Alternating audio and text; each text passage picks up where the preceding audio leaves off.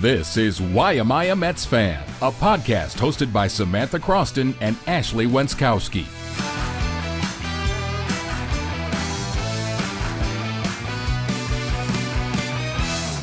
Hi, everybody. Welcome into an extra innings edition of the Why Am I a Mets Fan podcast. We are joined by Mets broadcaster Keith Raad. That's Ashley Wenskoski, and I'm Samantha Croston. Thanks always as so much for joining us. Be sure to like, comment, and most importantly, subscribe. It really helps us out. Keith, thank you so much for being here today. Yeah, thank you. It's good to see you guys. Yeah. I think that we should jump in, start with this Mets team, especially after the Subway Series and the result of that. Maybe we'll just hit a question there and start there. How was that, the Subway Series, and what did you think about the Mets' performance there, considering the struggles they've had recently? Yeah, it was an unbelievable weekend. I think everybody was just thrilled to see what happened because going into it, I don't think there were many people that knew what to expect, us included in the radio booth. When you go into the series and it's TBA, Frankie Montas TBA, and you have no idea who else is pitching, you get a little bit like, okay, this could be terrible this weekend, or it could be unbelievable. And, going into the weekend, that with pitching down, you need offense. And you always hope that the offense knows that they need to step it up. And that is exactly what they did.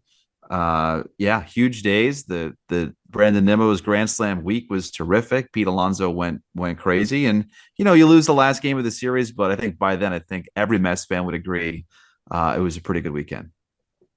The job that you guys have really on radio, both on radio and on TV, is so unique in the fact that you're around the team for 162 games every year. Subway Series and the recent good stretch aside, right, taking 4 out of 2 in the last week, I just want to hear your thoughts on kind of the trials and tribulations that the Mets went through right before that, right? The 2 weeks prior to last week were really not so pretty. And I just want to hear your take on what it's like to be around the team through a stretch like that. Yeah, I mean, Pittsburgh was ugly. And I love Pittsburgh, but Pittsburgh was really ugly for the Mets. We're calling every single pitch, good or bad. And the nice part about our job is in New York too, is you can't lie to Mets fans. If you feel it, our job is to also make you feel it, and whether that is good news or bad news. And there was a lot of bad news. I mean, this team was so good, as you pointed out, Ashley.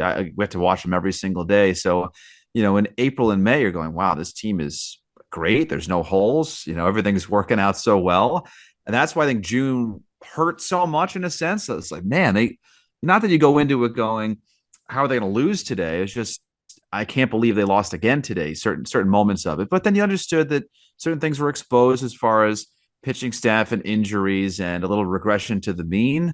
I didn't know that they would go from number 1 in most categories to 30 in about a 2-week stretch, but that's baseball, Susan. So, I mean, being with the team every day, you see the highs and lows, but you also see that level of consistency. When you get on the bus after a tough loss, they're the same. When you get on the bus after a great win, they're the same. And that's what these players have that a lot of us sometimes forget.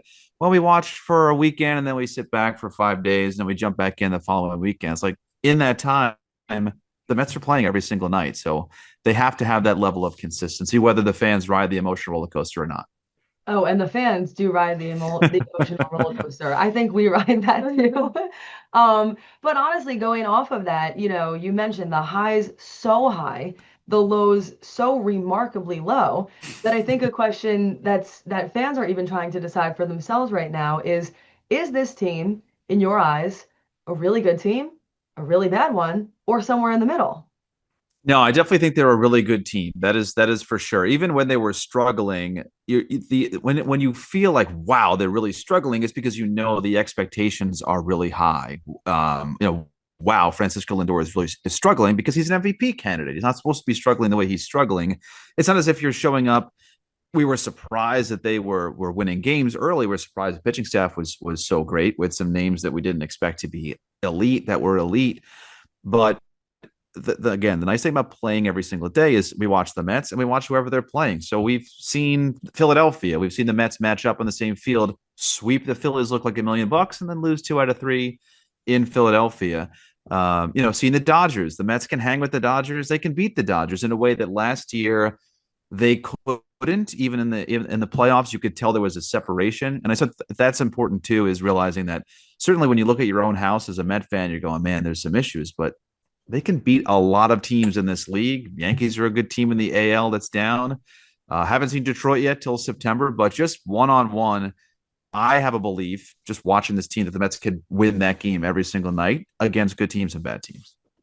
You mentioned something in that answer there that I think is really interesting. Obviously, I know you've been with the organization for a long time, but you've had your role now for a few years. And I'm just interested, in your eyes, how the expectations have sort of shifted even from 2023, right? Everything that went on last year, the run to the NLCS, all of it. How has that really shifted, I guess, the air and the expectations around the team? Yeah, so I think the ownership change is huge. I think David Stearns and Carlos Mendoza's leadership is huge. And I think that's the biggest part of it, is that this franchise for a long time just had a lot of uncertainty. I was thinking about Brandon Nimmo. Nimmo's played for so many different managers, so many different hitting coaches, so many different GMs, and since he's been here in the 8 or 9 years that he's been here, that's just an example of kind of a tumultuous nature of this organization that now has had stability. That is what everybody just wants. They want to know what that stability is. And last year, first year of some stability with David Stearns, was an NLCS run. We're kind of running on fumes and adding and subtracting players in a way that had not been done before. I think all of us are realizing that this year. Yesterday was a great example. The bullpen game. Who are these people? It takes a village to get to the playoffs, and so that's just a different way of doing things. The expectations have changed in a sense that the Mets know they're good. They know how to get better, and they have the players here that are good players. And I say that in a way that in the past, the Mets were second fiddle in the city, second, third, fourth, and fifth fiddle to other teams in free agency. That's just not the case anymore. That Juan Soto move, I think, totally changes that. And so now, I hate to say it, but I think Mets fans kind of want to be there, where, in a sense, you want to be like a Yankee fan, where I'll see you in October kind of thing. And then I'll tell you if this season was good or not. That's fun. That's great. But I don't want it to take away from the ride that is the season that we're currently going on right now. But you still want to be there in October thinking we may win this thing this year, next year, the year after that. And I think right now we're on that path where previous generations of Mets fans there wasn't that synergy with manager and GM and owner. We have that this year, had it last year, and we'll have it moving forward. You sort of beat me to it, but I was curious now that you said the expectations have changed. I understand that the playoffs don't necessarily define a season, but it's a part of it and how far you make it counts in this world. And I want to know, it's sort of a two-parter. A, do you think that this is a World Series caliber team? And B, just in your eyes as a broadcaster, as someone who watches this team every day, what would be considered a success to you this season? How far would they have to make it for you to think we took a step in the right direction here? Yeah, it's a good question, Samantha, because just as far as the playoff, I do believe the New York Mets roster healthy, with Kodai Senga back, with Sean and I back, healthy. I have to say that can win the World Series. They can win series in the postseason, where you really need 3 starting pitchers and a great bullpen. I think that they will have enough bodies now. They need reinforcements to do that, but I think they can win the World Series. The other problem is when I'll see you in October, is look at the Dodgers. The Dodgers have been a monster for a decade. They have 1.5 World Series titles, right? 2020 was the half season. They won it all last year. But for a decade, they've won 100 games every single year. They got swept in the first round to the Diamondbacks, who went all the way to the World Series that year. And the Dodgers won 100 games that year. Is that a failure of a season? Is that the crapshoot of the playoffs? With the playoffs being so big now, 3-game series, you can get knocked out. If the Mets make it and get a bye, I'm almost nervous to get the bye if I'm a Met fan, because the bye has been bad for everybody who's coming in with some flow. So it's 2 different seasons in a way, where you got to get there, and then once you're in there, can you survive? Can you survive baseball, the randomness of baseball once you get there? So that's hard to tell. You just want to get there and know you have enough horses. I think the Mets got there last year, were amazing. By the time they got to the Dodgers, they realized, we don't have enough to beat a team that is here every single year. But they learned that very quickly in year 1 of this organization, that you need to have a ton of bodies to win it when you get here. So all that to say that they can win the World Series this year. There's no doubt in my mind they have the talent to do that.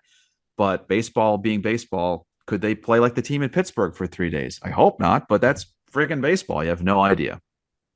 not to focus too much on the past, but I'm just interested in it as, again, someone who was so close to the ride that was the 2024 postseason. I mean, the final series in Atlanta, the series with the Brewers, all of it. Just what was it like being a part of that, I guess, month-long stretch that it was? Ashley, it was exhausting, but it was amazing for the time that I couldn't tell you what day of the week it was. I couldn't tell you what time the game was. I couldn't tell you where we were going next, but we were constantly living out of a suitcase. The that hurricane, I think it was a hurricane, right? Hurricane that hit Atlanta was probably the best thing that happened to the Mets season that year because they went into Atlanta, they lost that first game, and there was that feeling of uh-oh. And so the rain out, which sent us to Milwaukee, was a little good reset for this team. But the Lindor home run in game 161 was probably my favorite moment of the whole thing, knowing that there was a game after that, but just that building, being with the team every day, Truist Park, nightmares from that place, just nightmares. And to win a game there after having lost the lead in the eighth inning, to win a game was amazing. Pete Alonso's home run sailing over the fence in right field in Milwaukee, amazing. The domination of the Phillies was just, puff your chest out, feeling good about that. So there were so many amazing moments. Howie Rose, who of course I work with on a nightly basis, he says it kind of nicely because we've only been on this earth for a little less than half the time that he has. Is that you might win the World Series this year, but you won't have the same moments that we all did in 2024, right? The classic moments, the classic games, the drama. So it really was a magical ride. So Ashley, I know we're not living in the past, but we can certainly enjoy the ride that was that season. On that note, what has it been like working with Howie Rose and, the triple-headed monster that is Gary, Keith, and Ron? It's I don't know how to explain it in one word, but it's just an unbelievable experience to work with Howie, be around Gary, Keith, and Ron, and Steve Gelbs as well, and to be part of the organism that is the Met broadcast wherever Mets fans want to watch or listen to it. I mean, it's an honor because I know that there's been so many great voices, even going back to, Bob Murphy, Ralph Kiner, and Lindsey Nelson, the grandfathers of Mets radio and television. Working with Howie, I've become such a better broadcaster. I was pretty good coming out of the minor leagues. I mean, I'm confident in my skills that he's just turned up the dials on so many things that I've been able to focus in on, the details of the game, the drama of the game, the drama of big moments. I mean, there's nobody better that contextualizes the big moment quite like Howie does. I mean, the Pete call from start to finish, you don't have to see it, just listen to it, and you can picture that whole thing. And that's the dream of becoming a broadcaster at his peak. Howie's into his 70s. I mean, I'm in my 30s. Like, I'd love to sound like that at any point in my career. And then I get to just pick Gary's brain all the time. I get to be around Keith and Ron. The best thing that I will say about that is my first spring training games are on broadcast wise, they're not great because that there's a bunch of minor leaguers that are going to be in the game. So for the fans, it's cool. Baseball's on the air, but you're not really prepping for all these minor leaguers. It's not super fun. The game doesn't mean anything. But I remember sitting there in the little media room in Port St. Lucie, and there's Ron Darling and Keith Hernandez sitting at a table, and I'm thinking, wow, there they are. I wonder what they're like. And Keith is got his hands, and he's kind of talking about getting to the inside pitch, and he's obsessed with baseball. They're both just obsessed with baseball. And that's it. Every single day at 70 years old, those two guys come to the park every day because they're obsessed with baseball. And it comes through on the air. And so that's the main thing, is that everybody's really, really, really, really good. And they're obsessed with baseball. And they're obsessed with, being interested every single day. And that's what makes us all, as fans, interested in what they have to say because they love being there. As a broadcaster and on your rise up to, where you are now, you mentioned working alongside Howie, and you mentioned your time in the minor leagues, learning how to call these games, right? What do you think stands out about being a radio play-by-play broadcaster in the sense that you could have so much emotion come through, right? And you mentioned it, like Howie on the Pete home run call, any really night in and night out, you guys are showing so much emotion through your voices, but you're painting a picture for the audience who isn't watching with your voices. How did you kind of, I guess, learn that skill, and just how would you describe that to someone who has never really done it before? Yeah, coming out of college, as far as getting a job, I was always told that you can get better. If you could do baseball, radio, play by play, you can do anything else because it's 3 hours, and you got to fill the time, and it's hard. It's hard, not in game one, but in game 30 and 130. And I always think of it as if I'm bored, the listener is bored. So there's so much that goes into it. But I love the art of radio more than I do television because, like you said, Ashley, it's painting the picture. If you're listening on the radio and Soto takes a pitch at the knees that he doesn't like, and he turns to the umpire and rolls his eyes and looks up to the sky, I just created that image for you in your mind. That's the cool part about my job. It seems easy. It seems basic, but the words we use and the inflection that we offer, even our tone when we're not trying to have a tone, you can kind of say, I think the Mets are losing with the way these guys are just talking to me. I just turned the game on. They don't sound too happy. Maybe I'm not happy either because the Mets aren't winning. And so it's different. It's Dan Dickerson with the Tigers always says it's jazz versus TV, where it's the images are created for you, and it's really a color commentator's medium. Gary's unbelievably prepared, and he's the point guard there to get Keith to say certain things, to enhance what he has to say, to get Ronnie's point on this, and to tie it all together. It's a really hard job to do, but it's just a different job to do on TV than radio. So that's why I love people, and I'm sure you two know this, is that there's plenty more money in TV than there is in radio. But I just like the artistry of different ways of saying things. I was listening to somebody's tape today from the minor leagues that sent me some tape. That's how we all get better with each other. We send each other tape and say, hey, what do you think?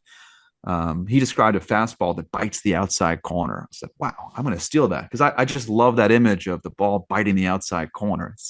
That's the little stuff that I love that hopefully listeners will pick up on. A lot of people don't really pick up on it. I know when I first got there, I probably used a little more colorful language than most Mets fans were used to, which has been funny to hear. Why did they say it like that? But I think I can see it that way. It's just you're just having fun with it, making it your own style. So it's definitely a different beast, but it's kind of like jazz in a way where you get to do your own thing. Yeah, that's really well said.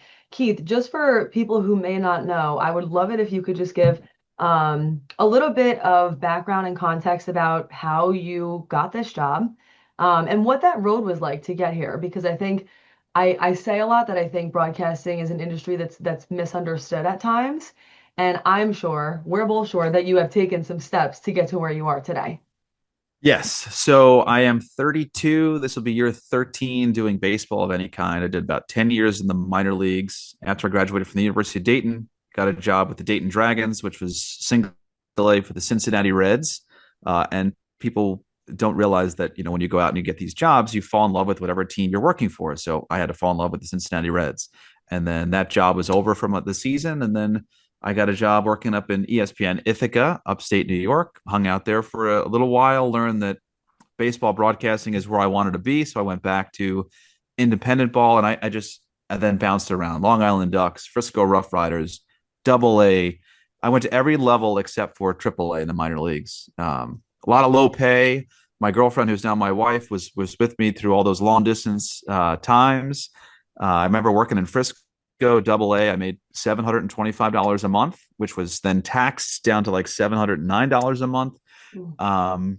And you're on the phone with your parents and they're like, are you sure this is what you want to do? It's not easy. But that's kind of the misconception that, broadcasters, you must be making $1 million. Like, no, I think I'm making less than the poverty line in some of the places that I've worked in nationally. But all of it to just try to get the opportunity to be any good. It's like, do you have acting chops? Can you sing? Are you any good at broadcasting? That's what it was always for me.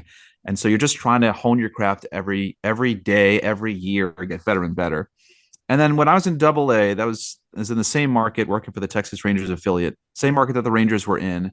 And I kind of realized that, okay, you can go up the ladder to Triple A and then find a big league job, or you could find the media market that you want to be in. I noticed that being in Dallas, you're around Rangers people, you're around local media in the Dallas area that cover the Rangers. And you just build more of a relationship. And I thought, I think I can probably do this in New York if I really tried.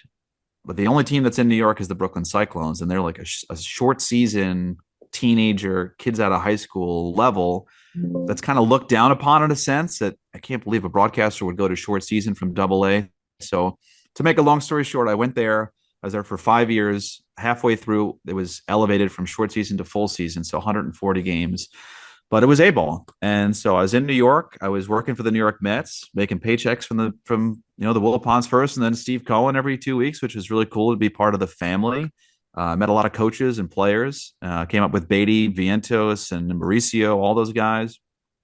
And then once the job came open, it was more of like I said, someone sent me an inning before. We were always sending out our stuff to decision makers, to other broadcasters.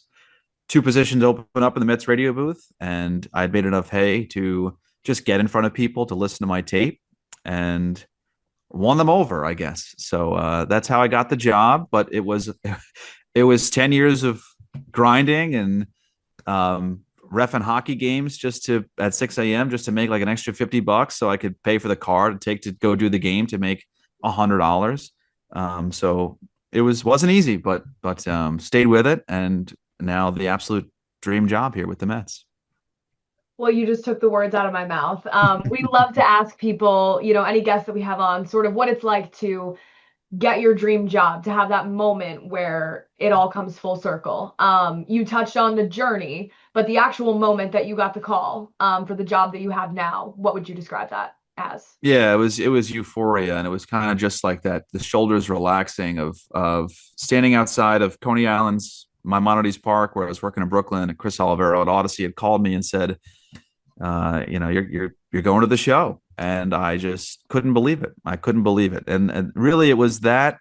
And then it was the call I had with my wife, Kate, to tell her that we made it. I'm getting choked up now thinking about it, but she was crying.